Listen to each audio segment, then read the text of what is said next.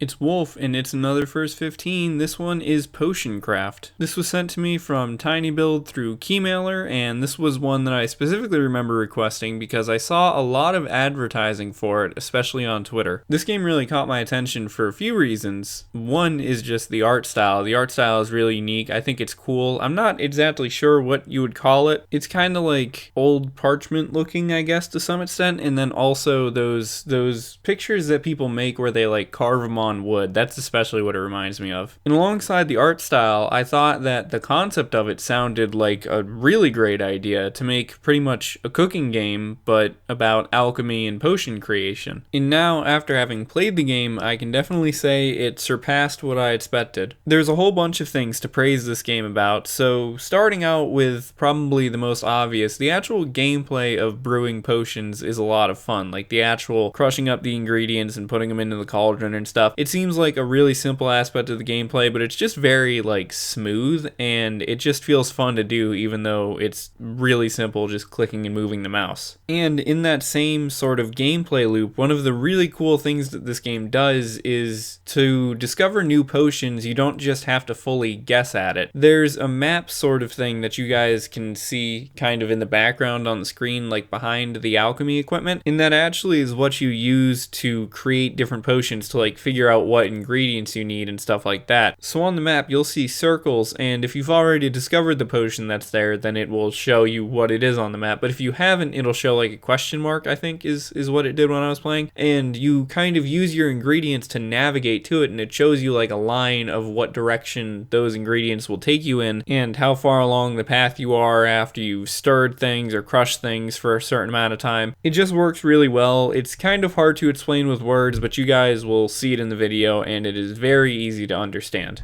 And on the other side of things, I really like how once you've discovered a potion, you don't have to go through the whole process of making the entire thing again if you want to make it again. So that can save you time and like also remembering ingredients and stuff. So if you go into your book of potions, you can just choose to auto create one that you've previously discovered if you have the ingredients, or you can create it so that way you auto like combine all the ingredients for that potion, and then you can use that as a starting point to explore and discover other potions. So that's pretty much the central gameplay mechanic. The other main area of gameplay is selling the potions to people, and I think that it's also pretty cool how you do that. It's pretty straightforward. You just kind of listen to what they need and then go grab one if you have it, or make a new thing of whatever they need. And sometimes they're not always super clear, so then you have to sort of figure out what you actually want to make for them. You can also haggle, and the haggling minigame is really easy and straightforward to get into as well, but also is pretty fun to play. And I think it's cool because it seems like there's sort of a reputation meter. So like if you listen to what customers want, if somebody comes in and they want like a poison, but they're being all mysterious about it, you can choose not to sell it to them. And from the little icons that would pop up over characters' heads when I did stuff like that, it seemed like even though I wasn't getting money, like I had some other sort of thing that was going up for making that decision. Also, one of the things that I really enjoy about the whole selling process is that customers will not get frustrated and leave your store. There's no real time constraints on this game, which I think is awesome. I do think for the people who like games that are a little more challenging and time constrained, that would be a cool mode for them to add in the future, but I really like that the base game does not have time constraints like that, because they just make games stressful sometimes, like unnecessarily stressful. And I think that that's another good thing about this game overall, is that it is a very relaxing game. It is way calmer than I thought it would be, because I thought that there would be a lot more memorization or time constraints and things like that, and in actuality it's just like you're just running your little potion shop and being an alchemist, and it's really calm and really fun to play. I also do have a few suggestions. Even though I really like the game, I do think that there's a ton of room for even more improvement still, and I'm not sure if some of this stuff might already be planned since this game is only in early access right now. One thing I think would be interesting that I didn't see in the game is that your alchemist character has a garden where they grow stuff, and it would be really cool, I think, if you could choose what grows in the garden and kind of have a little bit of garden management in the game too, because as I was playing it seemed like stuff just kind of grew in the garden. I also think it would be cool if there was more possible steps to move things in different directions when you're actually making potions. I think that might be something that's already planned, and given that the different ingredients are the main way you're going to be moving your potion map around, I think that it might be kind of hard for them to implement other types of alchemy instrumentation, but nonetheless, I think it's something that they should explore. Another thing too that I kind of tried when I was playing, but it doesn't seem to do anything right now, I thought it would have been cool if you could combine different potions that you already have made. I know that this sort of already is kind of what you do if you do one of those things where you like start a potion that you already have created from like the creation stage and then add more stuff to it, but I think it would be cool if you could combine actual potions that are like maybe really different and make stuff using those.